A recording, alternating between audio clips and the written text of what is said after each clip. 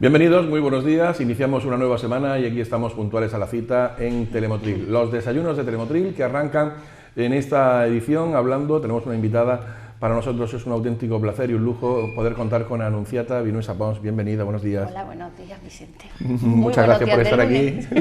Un buen lunes para empezar hablando de poesía, si te parece bien. Vale. Porque además Anunciata, de ser la responsable, una de las responsables de las bibliotecas de Motril, bibliotecaria, también es, no sé si decir que es poeta además de bibliotecaria o bibliotecaria además de poeta. No sé cuál es el orden, pero bueno, ella vive de bibliotecaria, pero su alma de poeta sigue ahí con varios trabajos ya editados y con muchas cosas que contarnos. Oh, sí. En estos tiempos que hace falta un poco de poesía, digo yo. Yo creo que siempre existe la poesía en todos los ámbitos, ¿no? Lo que pasa es que, bueno, vivir de la palabra, buscarle la belleza a la palabra, esa arquitectura y esa ingeniería que tiene la palabra a la hora de escribir un poema y sobre todo, efectivamente, leer mucho para ser un buen escritor, una buena escritora. Siempre hay que ser un buen lector, una buena lectora. Eso es imprescindible, eso es imprescindible. ¿Qué necesita Anunciata Vinuesa para escribir una poesía, para hacer un poema?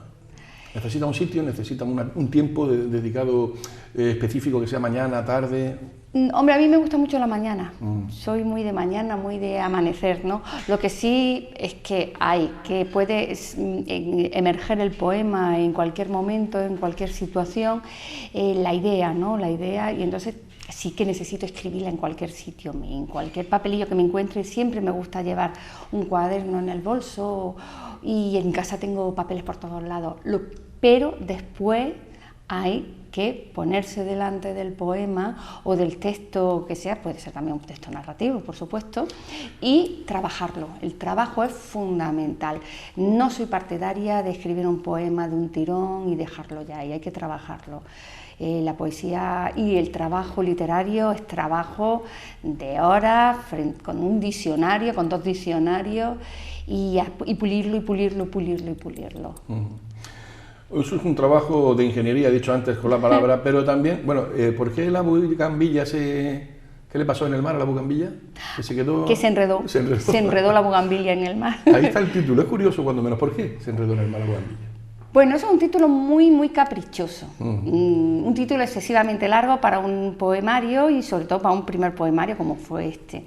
Lo que ocurre es que yo he pasado toda mi vida en el antiguo paraíso que se está destruyendo, que es la Vega de Salobreña, y ahí pues veraneaba, pasaba en un cortijo donde vivían mis abuelos y había una glorieta preciosa, con una bugambilia que se enredaba en el primer piso y entraba por la ventana, por la reja de la ventana. Entonces me dormía la siesta, pues viendo la bugambilia y oyendo el mar. Y entonces eso ha fundamentado esa gran metáfora que después dio lugar al capricho de ese título para ese poemario. Y ha dicho siesta con énfasis, porque la siesta es una costumbre muy sana y hay que defenderla a muerte. A muerte, a muerte. Bueno, eso, me gusta dormir la siesta, me da mucha fuerza para seguir el día y tengo que hacerlo siempre, y en cualquier sitio y en cualquier lugar. Pero me gusta tumbada, tranquila, con la luz tenue, con todos los requisitos que tiene una siesta. Son muy creativas las siestas. O sea que si algún amigo o amiga la va a invitar a comer, que sepa que necesita luego dormir la siesta. Sí, eso es el postre, y además lo digo. Sí, voy a comer a tu casa, por supuesto, pero con derecho a siesta, por supuesto. Sí. ¿Qué quedó aquello de la historia de las abuelas cuentacuentos? Que fue una cosa preciosa, ¿no? Una experiencia muy bonita. Las abuelas cuentacuentos fue una de las experiencias que a lo largo de nuestra vida en las bibliotecas de Motril, las redes bibliotecarias de Motril, pues tenemos distintas experiencias que se van cambiando, que van surgiendo, que las vamos fundamentando, y las abuelas cuentacuentos fue, yo creo que una de las experiencias pues más gratificantes, más creativas y más fundamentales, porque fue que los niños y las niñas de Motril y de otros municipios que venían también en sus autobuses a la biblioteca de José López Rubio a oír a nuestras abuelas cuentacuentos, que eran unos 12, empezaron abuelos y abuelas, y sobre todo por ese intercambio intergeneracional que tienen que tener los niños con los abuelos y con los mayores, y esa sabiduría que tienen los mayores a la hora de expresar su experiencia vital a través sobre todo de un cuento. Nuestras abuelas cuentacuentos efectivamente han ido esa experiencia a algunos congresos, a algunas jornadas, y se le editó 2 CDs y un libro de cuentos, o sea que ahí queda. Y luego hay muchas más, abuelas cuentacuentos. No está tan fundamentado como en aquella ocasión, pero hay muchas abuelas y abuelos cuentacuentos. Más abuelas que abuelos. Más abuelas que abuelos, efectivamente. Pero bueno. La interacción de las bibliotecas con los centros educativos de Motril, también hay trabajos que se hacen y cómo se puede encauzar a los más jóvenes a que se aficionen a la lectura, que al fin y al cabo es de lo que se trata, ¿no?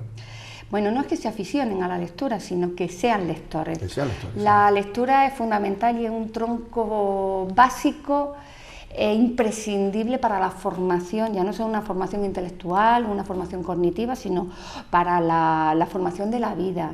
Yo creo que hacerse lector y lectora desde muy pequeños en cualquier ámbito. Nosotros lo hablamos desde la responsabilidad de la administración como una biblioteca pública que somos, que tenemos que tener ese compromiso y esa responsabilidad con los menores, ¿no? Pero desde la escuela, desde la familia, desde cualquier adulto que vaya por la calle, esa persona adulta tiene una responsabilidad. Tenemos un proyecto de gran envergadura con el Colegio Río Ebro de aquí de Motril sobre leer en la calle. Sacamos a los niños a leer para que cualquier persona que vaya por la calle sea quien les lea un libro. Yo creo que es fundamental que todos tomemos la responsabilidad de que la lectura es básica, pues, para que cualquier sociedad sea una sociedad libre y crítica. Hace poco tuvimos la ocasión de ver a los niños, estaba anunciada también en el Centro de Igualdad. Creo que era, del Centro de la Oficina de Información a la Mujer. De Información a la Mujer. El Día de la Mujer Trabajadora, efectivamente. Un libro es una joya y hay que quererlo, cuidarlo y mimarlo. Y hay algunos libros que nos marcan cuando lo leemos a lo largo de la vida. Y estamos en el año de Cervantes. Eso hay que decirlo ya con mayúscula y subrayarlo y ponerle, en fin, entrecomillado y lo que haga falta, ¿no? Los 400 años del aniversario de Cervantes, efectivamente. Yo creo que es el libro básico ya no solo de la historia de la literatura española, sino de la historia de la literatura universal, ¿no? Hay unos cuantos escritores que son básicos. Y yo creo que tenemos que fundamentar y tenemos que estar orgullosos de la gran historia de la literatura que ha tenido nuestro país y fundamentarla efectivamente con Cervantes. Estamos en el 400 aniversario de Miguel de Cervantes, pero yo creo que todos los años son años de Cervantes y son años de estos grandes escritores. Efectivamente, y desde las bibliotecas, pues sí, estamos trabajando en hacer talleres para que los niños más pequeños de infantil y del primer ciclo de primaria comiencen a conocer ese gran libro de aventuras lleno de imaginación, de ironía y de saber vivir, ¿no? Como fue el Quijote. Y la verdad que la experiencia es bastante gratificante y los niños quieren después leer el Quijote en las adaptaciones que hay, efectivamente. Un buen ejercicio, por ejemplo, para verano, este año leer el Quijote, ¿no? Sí, yo creo que sí. Cuando se tiene más tiempo y apetece un poco más. Hay quien le gusta, efectivamente, hay quien le gusta leérselo poco a poco, ¿no? A mí me gusta leerlo poco a poco, ¿no? Pero hay muchísimas adaptaciones dependiendo de las edades. Hay adaptaciones muy buenas, muy buenas, y hay adaptaciones pues un poquito más livianas, ¿no? Yo creo que cualquier padre y madre que quiera que su hijo se lo lea, que sepa quién ha adaptado el Quijote, pero también se le puede contar. Y además es que es muy divertido. Es muy divertido. Muy divertido. Sin duda alguna. Sí. Y además define al español muy bien. Sí. Con tanta imaginación. Sí. Además de todas estas cosas que tiene pendientes Anunciata, como su trabajo con la biblioteca, su parte poética. Hace poco estuvo también en Órgiva, en un recital poético, quiero recordar, o fue invitada por un grupo, porque la invitan de vez en cuando. Sí. Vamos a centrarnos ahora, por ejemplo, en la poesía en los museos.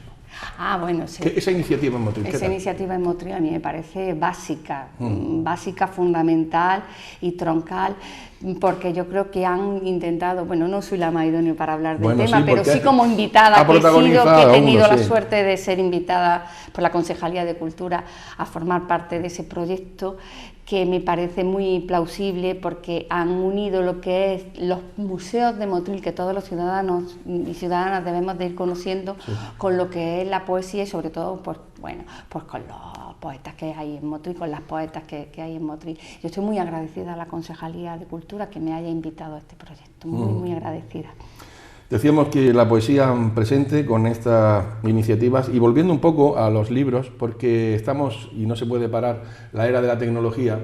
Cada vez hay más gente que se baja libros, que los lee en la tablet o que los ve vía, en fin, en un formato digital, pero el libro del papel va a existir siempre, nos imaginamos. Entonces, sé desde la propia biblioteca de una profesional que está todos los días rodeada de libros, ¿hay mucha afición a estas nuevas tecnologías o todavía está la cosa parada? Hombre, yo creo que las tecnologías siempre hay que ponerlas en favor de lo práctico. Y yo creo que lo más importante, y eso hay que decirlo antes de hablar de tecnología, lo más importante es leer. Y leer y saber leer y ser críticos con nuestras lecturas. A mí me da igual que cuál sea el formato, ¿no? Siempre y cuando se lea. A mí particularmente me gusta el libro de papel, tengo un book, pero yo sigo leyendo en papel. Y sobre todo una cosa bastante importante es que cuando a un niño o una niña pequeño se les enseña un libro, yo creo que no hay que dejarlo virtual, porque el tacto y el uso de los sentidos en el aprendizaje infantil es fundamental. Un niño y una niña, aparte que se cuenten los cuentos, si se le quiere enseñar un libro a leer, el niño lo tiene que tocar, lo tiene que oler. Y eso desde un punto de vista del aprendizaje a la lectura, ¿no? Y luego desde un punto de vista de los usuarios de las bibliotecas sí se está demandando el book, y la red de bibliotecas andaluza tiene, a la que estamos todas las bibliotecas públicas inscritos, sí tienen 200, creo que son 200 y pico libros, que cualquier usuario que tenga su carnet se lo puede descargar poniendo sus claves y todo eso. Son 200 y pico. Claro, a lo mejor no está el que quiere leer en ese momento, pero bueno, sí existen. Yo creo que se puede convivir perfectamente, pero los libros en papel yo creo que no se van a perder, y sobre todo también porque los libros en papel son un patrimonio bibliográfico que lo virtual se puede perder, pero los libros en papel no se pueden perder, y yo creo que son una base fundamental del patrimonio bibliográfico que debe de existir en cualquier municipio y en cualquier lugar. Ha citado Anunciata, la red de bibliotecas de Andalucía, donde Motril y su red de bibliotecas está muy bien considerada por la ratio, digo porque también hay un montón de personas, va en función, ¿no?, del número de habitantes que tiene, sí. Y Motril está bastante bien colocada, ¿no? Motril yo creo que sí. Motril tiene una red de bibliotecas quizás de las más amplias de Andalucía, pero atención, número de habitantes, claro. Número de red de bibliotecas, son 5 bibliotecas, lo recuerdo, la de la Casa de la Palma, que es la central, la que está cercana aquí aquí en la calle Ancha, Santa Adela, Varadero y por supuesto la José López Rubio, que es la de la Rambla Capuchino. Y sí, somos de las más amplias y también de las que más actividades quizás realizamos también en cuanto a referencia, en cuanto a formación, ¿no? Lo que ocurre es que tenemos todavía muchísimo que andar, nos queda todavía. La verdad es que podríamos estar hablando mucho rato porque es un tema muy apasionante, tanto la poesía como la red de bibliotecas, los soportes, pero para terminar, porque estamos ya casi fuera de tiempo, yo quería felicitarla por su nuevo título de sumiller. Ya se ha estrenado Anunciata en una cata de vinos como jurado, ¿no? Ya he tenido mi primera experiencia como jurado en una cata de vino, efectivamente, en Itrabo el domingo pasado, y sí, es un tema que me apasiona, y sobre todo también porque empecé con el mundo de la literatura en el vino, cómo estaba la historia del vino representado en el mundo de la literatura. Empezamos ahí, y bueno, y con otro compañero, con José Manuel Palma, hemos estado por distintas bibliotecas, por distintos pueblos de la provincia de Granada, pues dando charlas sobre la historia y la antropología del vino y el vino en la literatura. Y después, efectivamente, todas estas charlas tienen que terminar con una buena degustación de un buen vino y decir que apostemos por nuestros vinos granadinos, por nuestra denominación de origen, por nuestros vinos de la tierra y nuestros vinos del lugar. Efectivamente, en algunos momentos podemos considerar que es que son un poco caros. Bueno, son un poco caros, pero hay que ayudar a nuestra producción, hay que ser un poco de patria, ¿no? Y apostar por nuestro comercio de cercanía, y en este caso en el vino. Y bueno, vamos a beber nuestros vinos de Granada, que están muy buenos. Pues Cervantes, poesía, un buen vino, una buena siesta. Yo creo que no se puede pedir más a esta hora de la mañana para iniciar la semana un lunes. Muchísimas gracias, Anunciata, y enhorabuena. Por supuesto. Muchas gracias. Ha sido un placer tenerte aquí. Lo dejamos aquí. Mañana volvemos a los desayunos de Telemotril. Adiós.